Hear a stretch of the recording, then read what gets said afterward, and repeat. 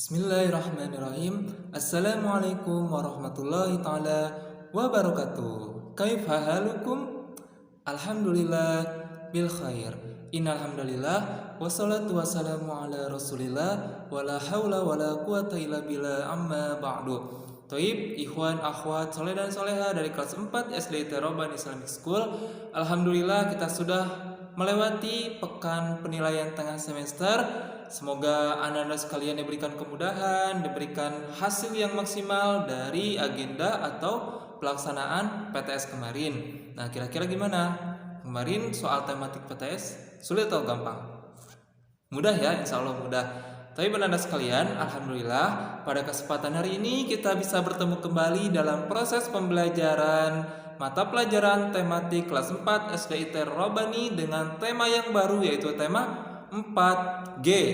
Ya, silakan Ananda yang belum mempersiapkan buku tematiknya, silakan dulu untuk mempersiapkan buku tematik 4G dan buka subtema 1 halaman 2. Nah, sebelum kita mulai pembelajaran, marilah kita sama-sama mengucapkan lafaz basmalah. Bismillahirrahmanirrahim. Taib.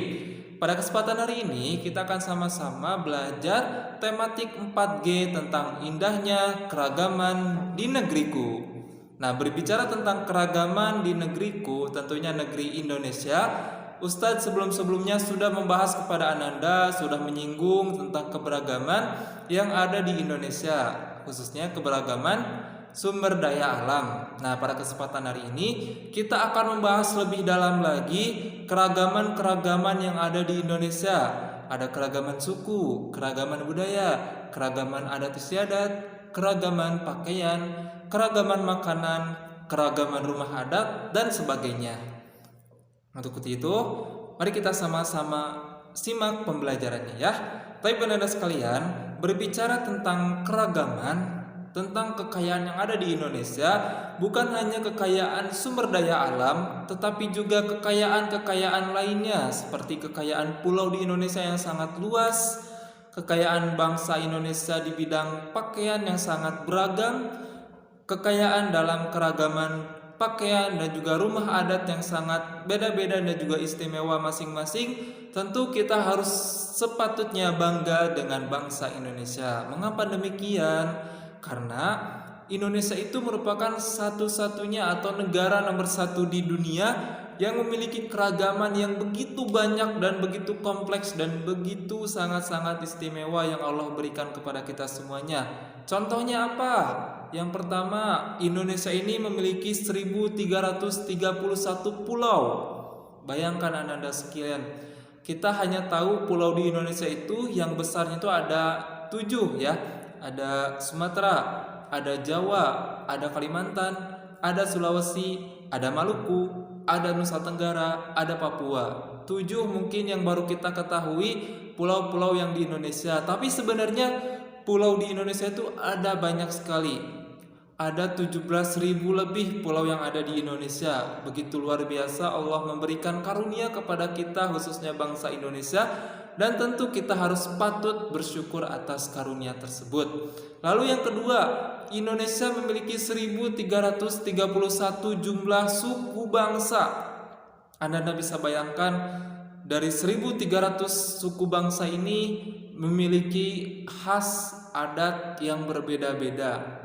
Tentu ini merupakan suatu kebanggaan bagi kita sebagai bangsa Indonesia atau warga Indonesia, karena memiliki keragaman yang sangat banyak tersebut ya.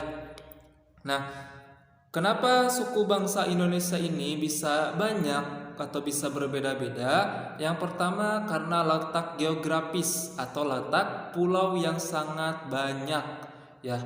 Dengan adanya pulau yang beragam di Indonesia yang mencapai 17.000 lebih pulau, menyebabkan persebaran penduduk di Indonesia itu sangat beragam. Otomatis mereka membuat suku bangsa sendiri atau membuat adat dan budaya mereka sendiri, sehingga tercipta 1331 suku bangsa. Seperti itu ya. Nah, kemudian kita lanjut ke halaman 3. Di situ ada salah satu keragaman atau salah satu kekayaan yang kita miliki yang ada di Flores ya, Flores yang ada di Nusa Tenggara. Nah, di situ Anda bisa baca Pulau Tanjung Bunga Nan Cantik yang berada di Flores, Pulau Nusa Tenggara. Nah, apa itu mungkin Pulau Tanjung itu merupakan suatu keindahan ya, suatu peninggalan atau suatu kekayaan Indonesia dalam bidang pariwisata, karena di sana banyak sekali ikon-ikon yang dikenal oleh bangsa atau luar negeri. Ya, Anda bisa baca sendiri Pulau Tanjung Bunga Nan Cantik di halaman 3 buku tematik 4G halaman 3. Taib Anda sekalian, nah di sini Ustadz akan menyampaikan tentang makna yang terkandung pada teks Pulau Tanjung Bunga yang Cantik. Ya, sekalian Anda bisa buka halaman 4. Di sana kita membahas tentang topik atau ide pokok atau pokok bahasan dalam suatu teks yang sebelumnya sudah kita pelajari di tematik ke-4 ya, di tematik 4E kita membahas tentang ide pokok atau pokok bahasan. Itu Anda bisa insya Allah sudah bisa membahas atau menentukan dan melihat bagaimana atau bagian mana yang disebut dengan ide pokok ataupun pokok bahasan dari teks Pulau Tanjung Bunga Nan Cantik, ya, seperti itu. Nah, Anda sekalian, berbicara tentang keragaman suku bangsa, contohnya adalah proses pembuatan kain tenun dengan adat tradisional, ya. Anda bisa lihat halaman 5. Di sana ada suatu keragaman budaya yang hanya ada di Indonesia. Jadi Indonesia memiliki banyak sekali hal-hal yang bisa dianggap sebagai kekayaan bangsa Indonesia yang sangat unik sekali. Contohnya adalah proses pembuatan tenun yang dilakukan dengan cara yang sangat tradisional, ya. Nah, para penenun dalam hal ini, ya, merupakan seseorang yang membuat suatu karya seni berupa kain tenun yang kemudian prosesnya itu digunakan untuk hal-hal yang sifatnya sebagai cenderamata, ya. Jadi orang-orang dari suku tersebut membuat suatu kain atau dari proses pembuatan tenun kemudian digunakan sebagai cenderamata dan kemudian dijual, seperti itu. Nah, dari proses pembuatan tenun tersebut ada suatu gaya yang bisa kita lakukan, ya. Bisa Anda lihat di halaman 5. Jadi gaya dorongan dan juga tarikan itu sangat identik dengan proses pembuatan kain tenun, ya. Anda bisa lihat ternyata proses pembuatan kain tenun itu yaitu dengan menggunakan gaya dorongan dan juga tarikan. Nah, gaya apa itu gaya? Ya, gaya itu merupakan suatu gerakan dorongan atau tarikan, ya. Jadi berbicara tentang gaya itu adalah dorongan dan tarikan. Contohnya apa? Nah, contohnya adalah gaya gesek, gaya magnet, gaya gravitasi, gaya otot, dan juga gaya listrik. Anda bisa lihat di buku tematik halaman 5 bahwasanya gaya itu bisa merubah suatu keadaan, bisa lebih cepat, bisa lebih lambat, bisa berubah arah, dan bisa berhenti, dan juga bisa mengubah bentuk benda. Contoh, gaya gesek. Gaya gesek ini merupakan suatu gaya yang ditimbulkan akibat permukaan dua benda yang saling bersentuhan. Contoh sederhana adalah kalau Anda di rumah punya kendaraan motor atau mobil, ban yang ada di kendaraan tersebut itu melakukan gaya gesek dengan aspal, ya, atau dengan jalan raya. Nah, itu merupakan contoh gaya gesek. Nah, dari gaya gesek tersebut maka akan menghasilkan dorongan atau gerak maju yang cepat pada kendaraan tersebut. Itu ya, itu yang gaya gesek. Lalu yang gaya gesek selanjutnya adalah contohnya seperti setrikaan, ya. Setrikaan ketika kita gesekkan atau gosokkan dengan pakaian, maka itu akan membuat pakaian itu halus rapi. Nah, itu contoh dari gaya gesek. Yang kedua, gaya magnet. Nah, gaya magnet ini tentu identik dengan suatu benda yang disebut dengan magnet. Nah, gaya magnet ini adalah gaya yang ditimbulkan oleh tarikan atau dorongan dari magnet. Contohnya ada benda magnet ditempelkan dengan suatu benda yang mengandung unsur besi, contohnya paku, itu akan menghasilkan gaya tarik menarik, ya seperti itu. Ataupun dua magnet yang saling disatukan atau ditempelkan, ada dua kemungkinan, ada gaya tarik menarik dan juga ada gaya dorong, ya saling dorong. Nah seperti itu.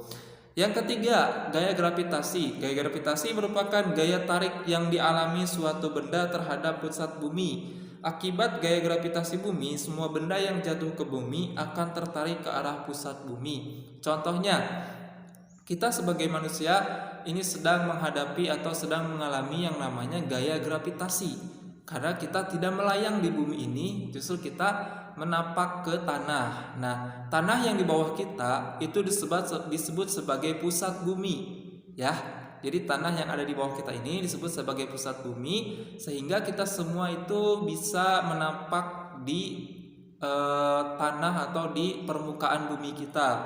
Ya, kalau misalkan beda di luar angkasa yang tidak memiliki permukaan tanah, tidak memiliki gravitasi, maka benda-benda yang di luar angkasa itu cenderung akan melayang dan tidak terkendali arahnya. Jadi kalau misalkan kita contohnya berada di luar angkasa, kita tidak bisa bergerak sebebasnya ke kiri, ke kanan dan sebagainya, karena kita mengikuti arah proses melayang tersebut, ya seperti itu. Yang keempat itu gaya otot. Nah, gaya otot ini merupakan suatu gaya yang dihasilkan dari tubuh alami suatu hewan ataupun manusia. Contohnya kita ketika mengangkat ember yang berisi air, kita menggunakan gaya otot. Atau kita ketika mengangkat kursi, kita menggunakan gaya otot. Gaya otot ini sering kita lakukan dalam kegiatan sehari-hari. Yang kelima itu ada gaya listrik. Nah, gaya listrik ini contohnya adalah atau pengertiannya adalah gaya yang ditimbulkan oleh benda bermuatan listrik. Contohnya apa?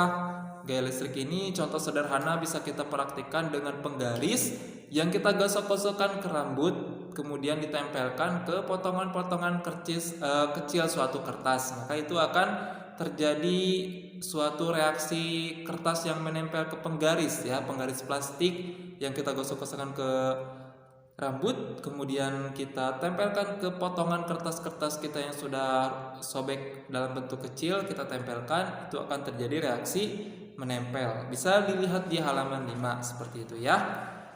Nah, kemudian anak-anak sekalian berbicara tentang gaya, ya. Contohnya adalah gaya otot. Ternyata gaya otot ini seperti yang sudah Ustadz singgung sebelumnya, itu memiliki suatu peran yang sangat strategis, ya. Kita sebagai manusia tentu dalam kehidupan sehari-hari memiliki suatu kegiatan-kegiatan yang menggunakan otot. Nah, berbicara tentang strategis, bahwasanya Indonesia ini memiliki suatu atau letak Indonesia di bumi ini ternyata sangat strategis.